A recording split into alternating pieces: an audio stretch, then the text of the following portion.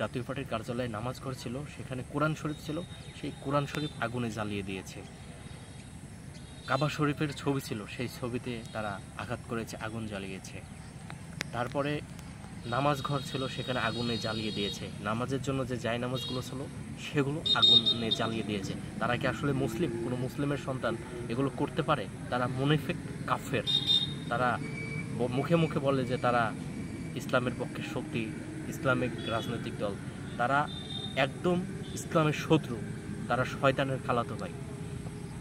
এই জাতীয় পার্টির কার্যালয়ে একে একে চতুর্থবার হামলা করলো, সম্পূর্ণ ইউনূসের মদতে। এই ইউনূস, ফ্যাসিস্ট ইউনূসের নির্দেশে এই হামলাগুলো হয়েছে। পুলিশ তাকিয়ে তাকিয়ে দেখলো, কিন্তু পুলিশ কোনো প্রতিবাদ করলো না। এর কারণ কি? তারা বলে যে জাতীয় পার্টি ফ্যাসিস্টের দোষর, স্বৈরাচারের দোষর, এরকম ধরনের তোকমা দিচ্ছে। জাতীয় পার্টি যদি